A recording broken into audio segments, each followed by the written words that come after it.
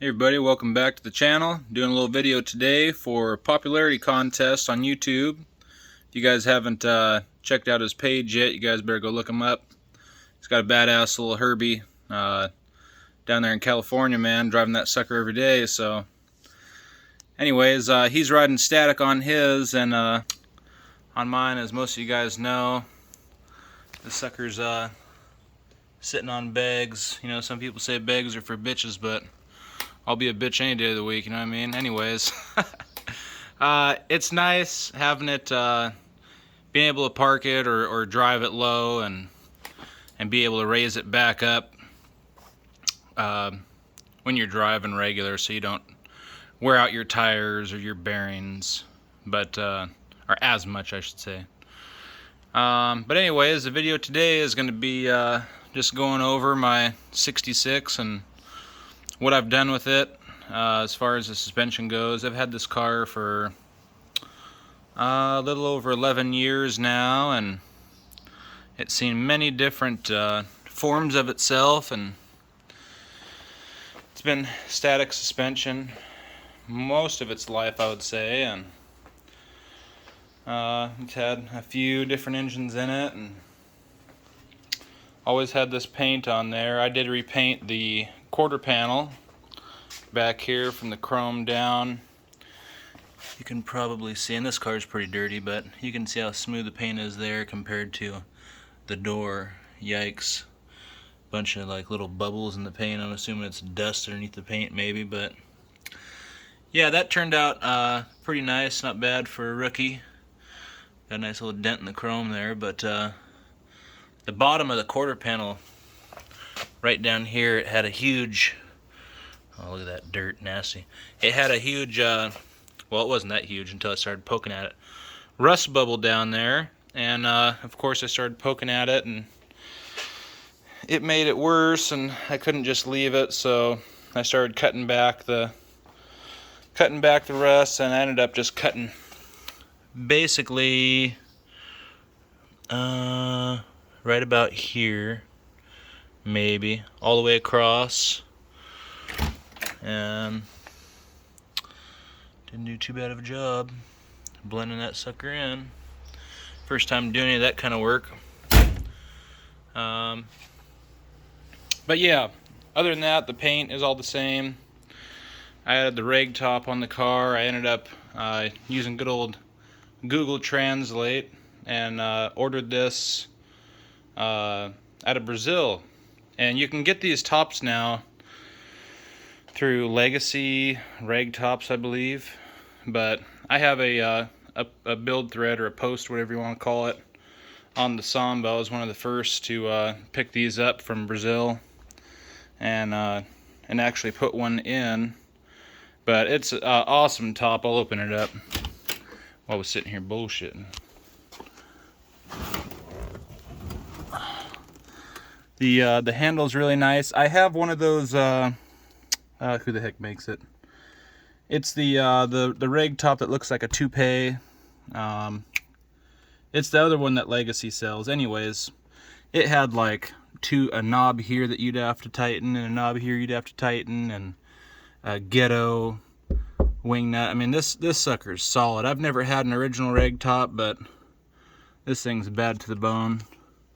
And there's a few things where I screwed up on the insulation, like I was gluing in the headliner, and I had this whole top laying over the back window, and I was cutting the headliner, and this part of the headliner of the rag top was too close and cut into that. But you know, shit happens, and it was my first time, so it is how it is. But I usually use two hands to open this thing to keep it level, because if you kick it sideways, it'll come out of the track. Let's see if I can do this.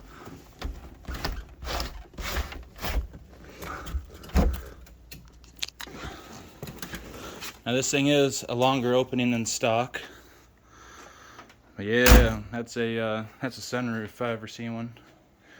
And for all the purists, you know, go get a rag top roof section and graft it in. first of all, those roof sections are getting so dang expensive, it's not even funny. Okay? And then to do all the work, body work, welding it, and then having to rebuild the whole roof, or the rag assembly, get out of town. That's gonna be so dang expensive. By the time I think I paid $1,600 or $1,200, I can't remember. It's in the build thread on the Samba, but again, that was a couple years ago. But it is freaking awesome. I have this sucker open whenever I can. Nice aluminum frame. Obviously, I can hit some polish on there. The fit and finish, as far as all the pieces go, it's hand built in Brazil, you know, so it's pretty damn good for what it is. I'm definitely not complaining. If anybody has any questions on installations of one of these, if I were to do it again, I'd do a few things different. But for the time being, you know, thing kicks ass. I love that thing. You know, once you cut a hole in your roof that size, there's no going back. So you definitely have to be committed. All right, I will put you on the stand and jack this sucker up so we can look underneath it. Before I do, I guess I'll go over one thing. So this is laid out all the way in the rear. You can see it's pretty close, and the top of the inside of the tire, it will rub. Of course, I don't have a light with me, but anyways, you guys can get the picture. It's pretty close. And what I did, and these are 215/65s, I believe. Yeah, 215/65 15s. So they're a pretty big tire for a Bug. And what I did to limit the suspension travel was I went on Monroe Shock's website and I downloaded their shock catalog, I guess you'd call it, and it shows all their different shocks. It shows the top end, the bottom end, and it gives like a UF3 number or something. And then you can look through the chart and figure out, okay, what shock number has the same top and the same bottom as factory. And then I went for the different lengths.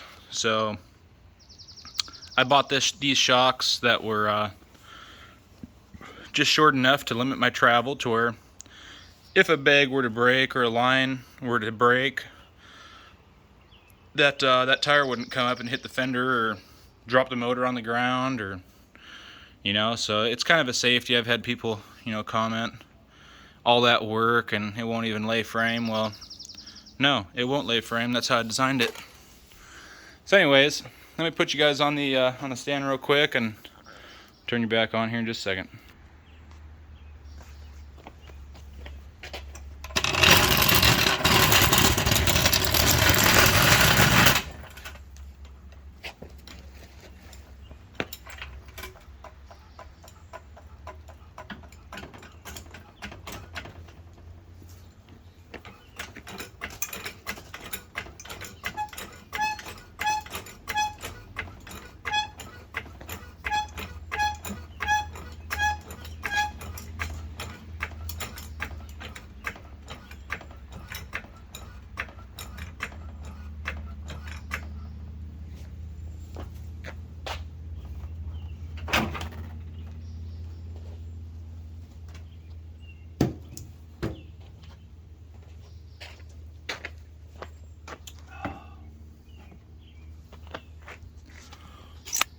All right.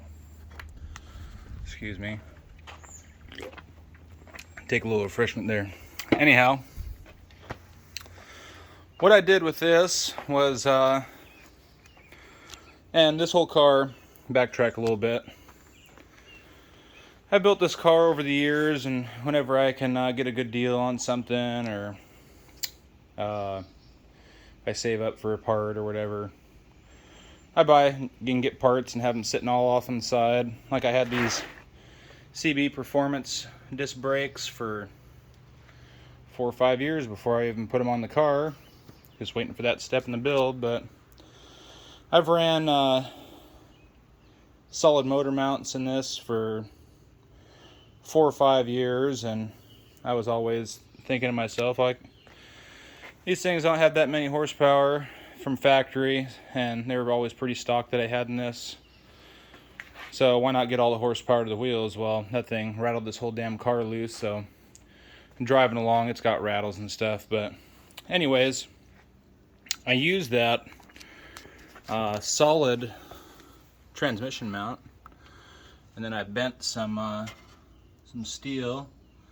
I don't know if that's 1/4 inch or not, I don't know, but I don't remember. Might be a little bit less. Anyways, I bent some steel to utilize polyurethane mounts. And for those of you that don't know, go for the black polyurethane for the engine and transmission mounts, because they have graphite embedded into them so they don't squeak like the red ones do. So I made my own transmission raise on this car, and it's just about 2 inches. And then main reason I did that was because when I'm driving this sucker, you know, I've always, if you got a lowered car, I like to have it to where the top of the tire is even with the fender lip, or up inside of it. On my wife's car, it's got a little bit of fender well gap, but it was jacked up to be put on here. But I like to have this part of the fender sitting right about here. And with a bug, you know, if you just adjust the torsions, or the spring plates, I guess, the rear end becomes soft, and you do have a decent amount of camber, and then it starts towing in. And I've previously ran drop plates, which basically bolted right on top of the stock spring plate in the rear, and put your axle up on top of the spring plate. Well, in order to run those, you had to cut off your shock mounts, and I think you had to route the e-brake cable kind of weird. Anyways, I think Atom Works went out of business, but I believe they're now bought again by a different company. But they're still being sold as Atom Works. I have their spring plates on here. I did take out my my torsion bars, so it's purely on the airbags in the rear. Gosh darn it, there's just so much shit in the way, it's hard to see. You can't really tell from this angle, but right here it goes flat, just like a stock spring plate, and then it starts coming up, and then it goes back to where it bolts on. So with these drop spring plates, not only do you get to have your spring tension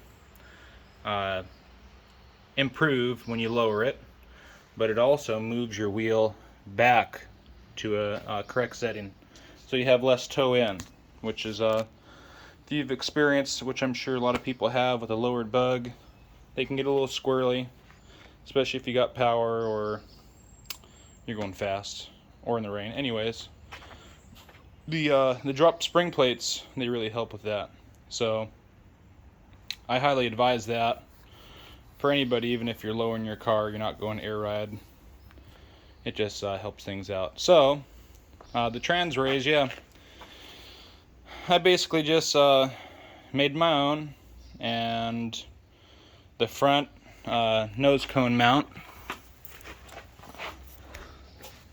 let's see if you can see it. It's a piece of 1/4 inch plate that I welded 2 nuts to, or 2 bolts, excuse me, for the polyurethane to bolt to. And then those are the factory studs right there, where the nuts are holding that plate on. And then I have a bus nose cone on this to keep the shift rod in the tunnel. And this is one of those bolt-on, what the heck is that sucker called? Mid-mount. And again, I had to make a drop plate out of some 1/4 inch plate in order to get this thing to fit with the transmission, because now the transmission's raised, and that's designed for factory. And these are the brackets that I made. Now, Limebug over in the UK, they had a real badass bolt-in swing axle airbag kit for the back, and that's basically what I copied. And as far as this piece goes, I already know this tube is not structural. You can put a straight edge across this axle tube. It's straight as can be. When I made this, I basically made my own Chinese blueprints of theirs, and where the bag is actually out farther compared to how theirs is set up. So the bag should be sitting right in the middle of this, and you can kind of see it's way off to the side. So I put a gusset in there and added a support in there, helped stiffen it up. But if you look on my other video, when you add air to it, this will just slightly come down as it raises it up, which that's not good on it, obviously. But this thing, I don't know how many miles. I know I have over 10,000 very, very hard miles. Not saying that it's never gonna break. You know, it very well could break. You know, it's metal. You know, you bend it enough times, it will snap. But I'll tell you what, this sucker, I'll tell you a story after I'm done explaining this. But when I was testing this this air ride system out, Lord have mercy, it was a interesting time. But let me get this fuel hose out of the way so you can kind of see the top.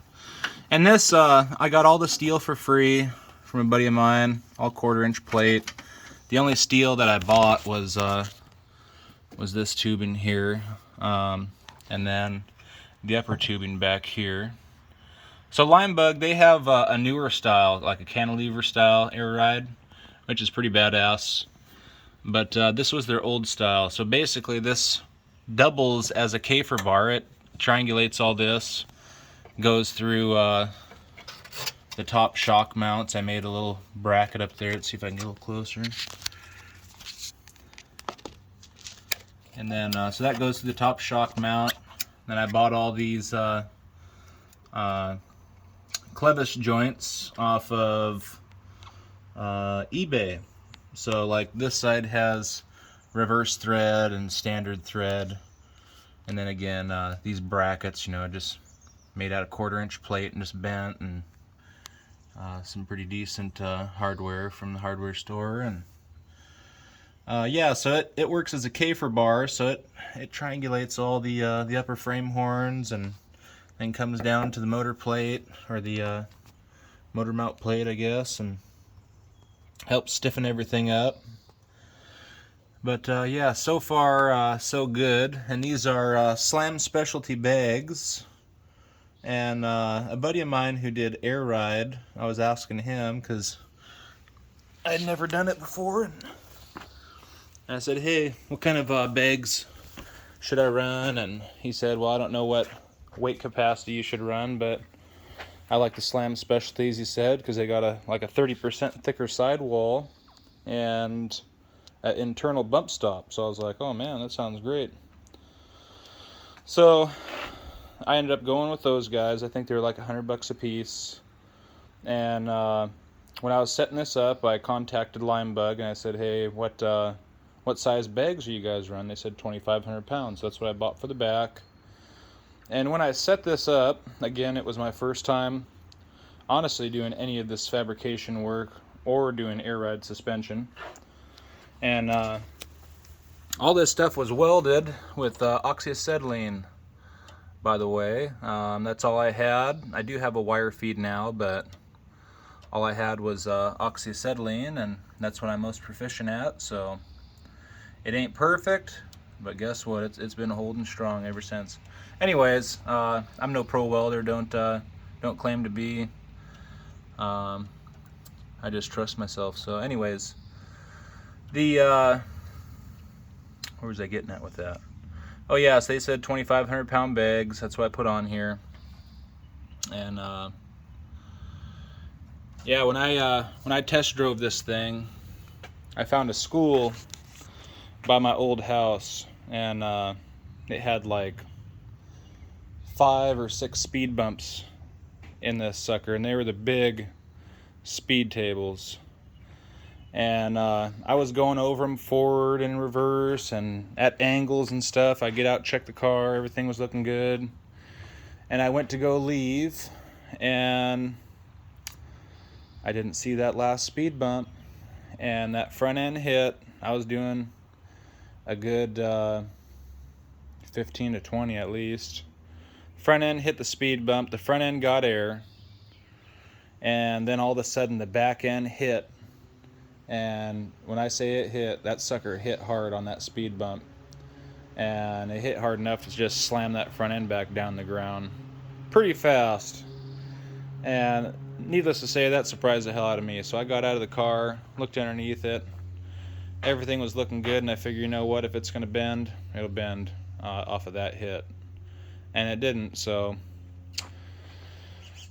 I'm sure you guys have seen how I drive this car in the videos. I drive it fairly aggressively, would be a modest way of putting it. I beat the shit out of it, let's be honest. I drive it hard. I drive it how I think it wants to be driven. You know, cars speak to you.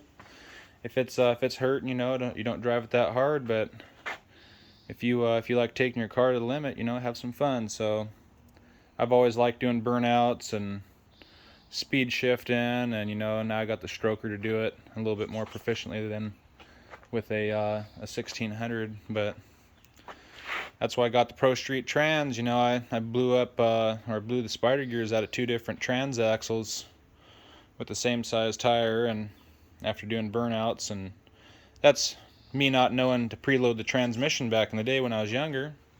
You know, I was just revving it to the moon and dumping the clutch and having a fun time. So yeah, now I know to preload the transmission if you're going to be spinning tire or taking off fairly hard. You know, just ride the clutch a little bit, put a little bit of load on it before you dump it.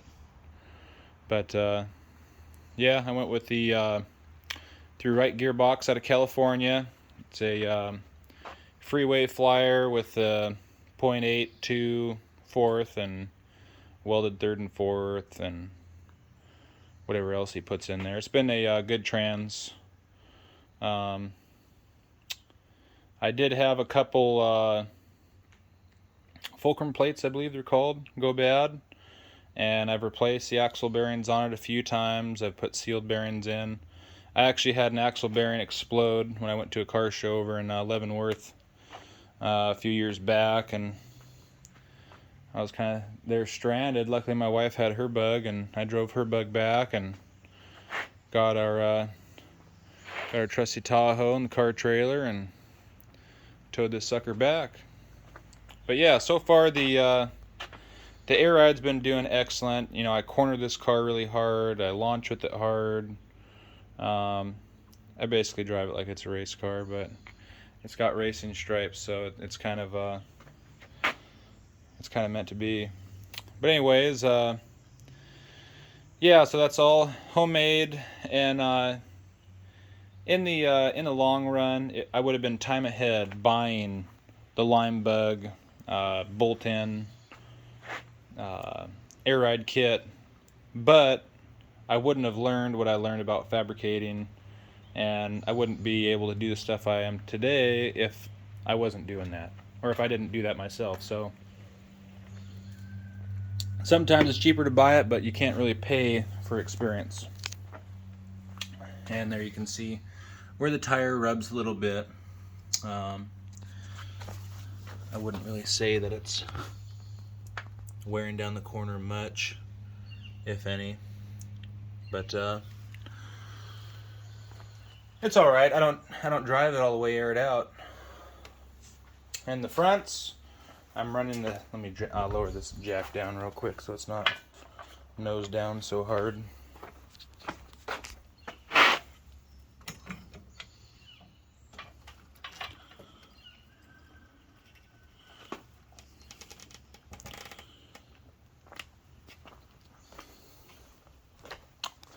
The fronts, again, I'd have to try to find the part number, but they're just a regular Monroe air shock Might be fairly hard to see. Let me get a flashlight. Everything's black down there. You can't see nothing. But yeah, they're a Monroe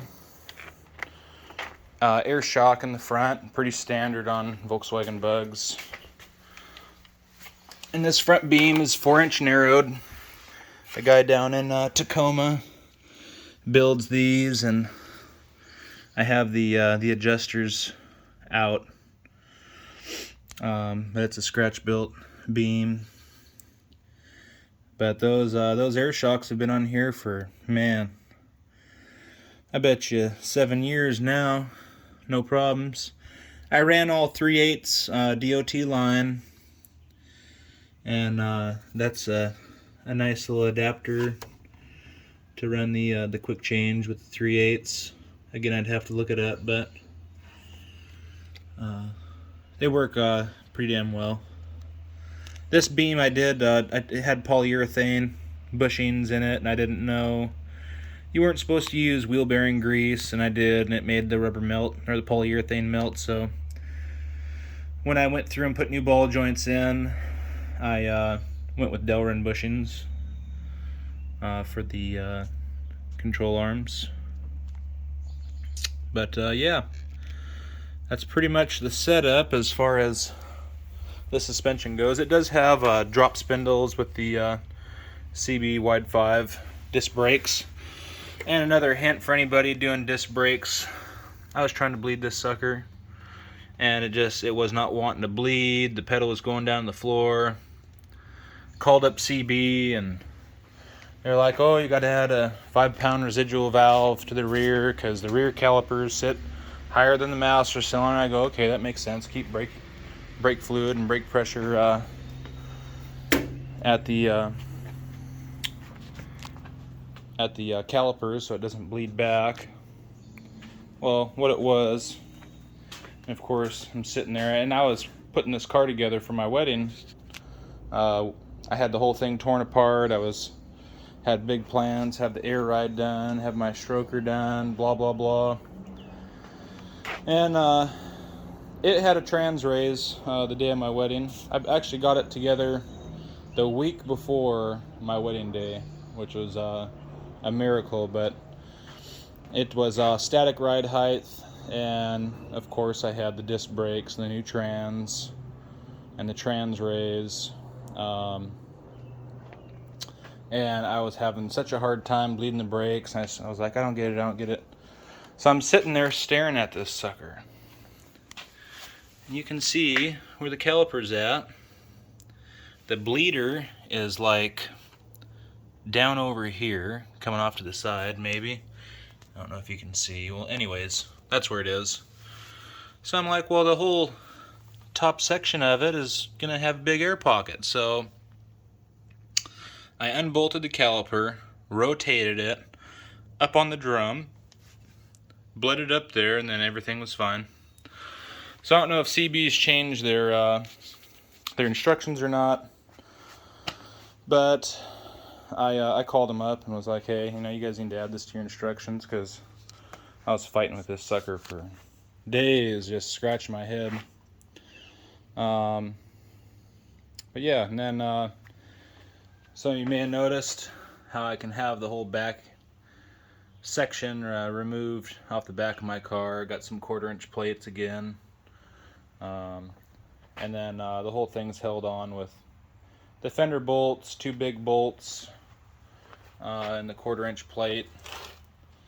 And again, that's doing a trans raise. So the trans raise was awesome for making my wheels fairly straight when I'm lowered, but it was a huge can of worms. Like a factory fan shroud wouldn't fit with the deck lid brackets sticking down. They would hit, so I had to kick my deck lid out, which was okay during the summer, but Washington, it rains a lot. And I was able to get around that with a 36 horse fan shroud, So there was that one problem there. I couldn't run a deck lid spring, which was no big deal because I didn't give a shit about that anyways. I just put a screwdriver, you know, down in the bracket, pulled the deck lid up. The other pain was, and I'm going to be redoing this trans raise. When I welded this part, or I could probably slot these instead of remaking the whole thing. Anyways, the transmission is back like a 1/4 inch. So that makes that rear piece of tin back here push really hard on the sheet metal. Makes, of course, my exhaust closer. I mean, you can see what it's done to the paint.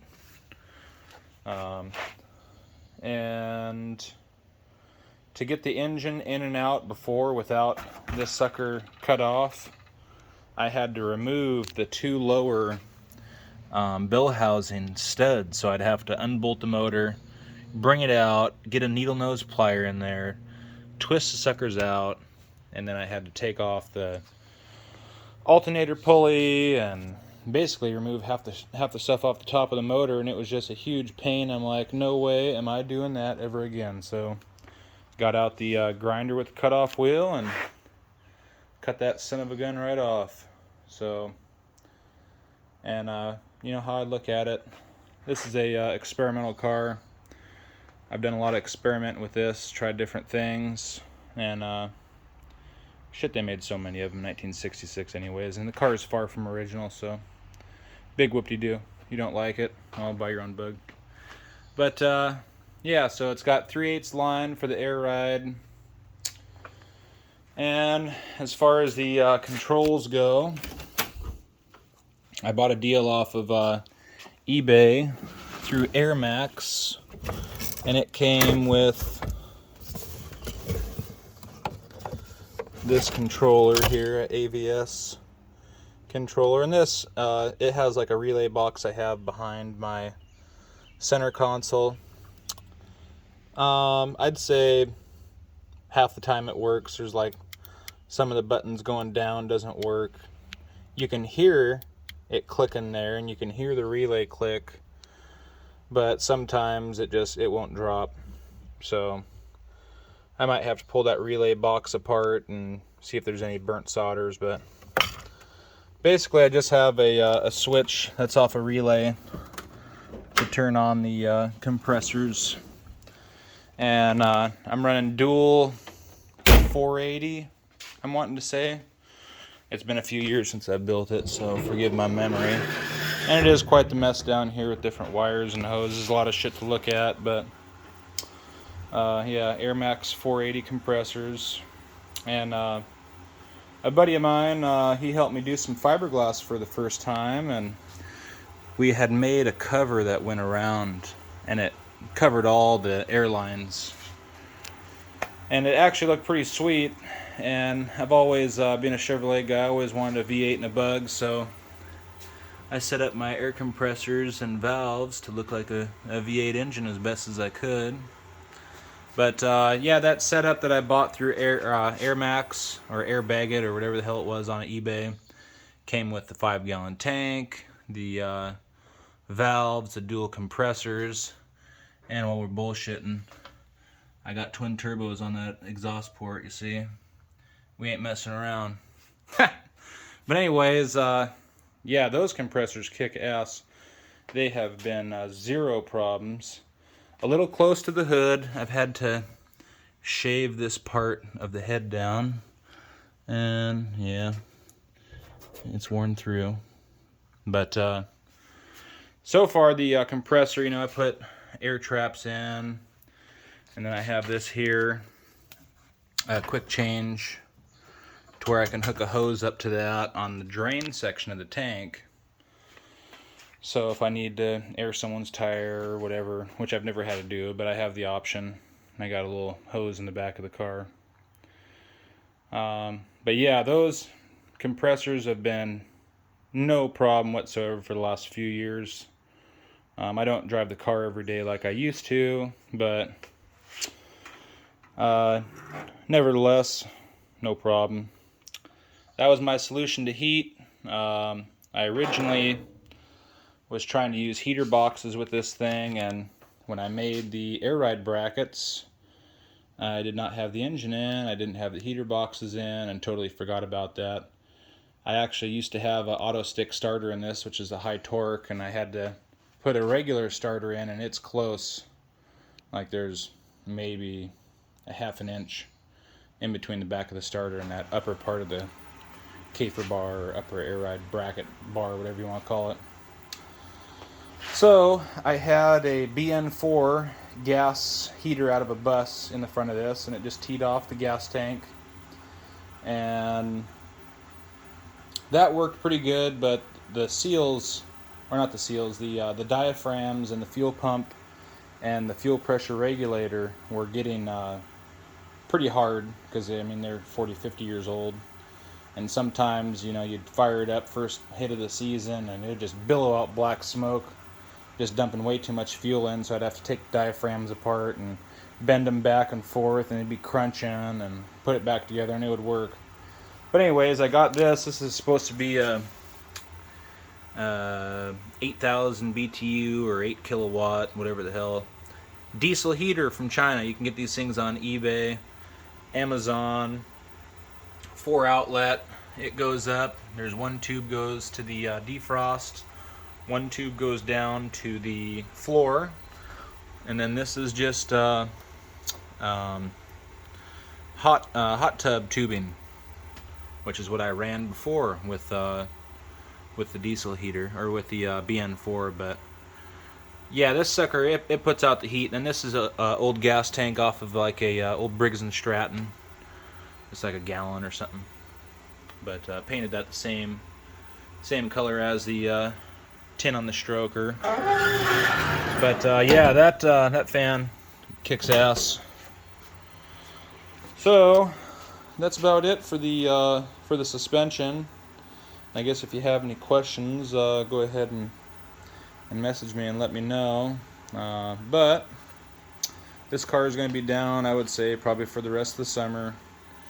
I got my stroker's out sitting there, and I want to tear it apart and see how my 3,000 miles of extreme abuse has been, because I like to drive it hard, you know. If it's gonna last, it's gonna last. If not, it's gotta be built bigger and better. So that's just my perception on things, and so far everything's been going good. But I want to inspect it, and when I built that, I looked online, you know, how other people built their leak-free engines, and what was that stuff they said to use? Gasca-cinch or something, and some kind of L-ring products, you know, and they're a good reputable manufacturer, but maybe I didn't have it clean enough. I don't know.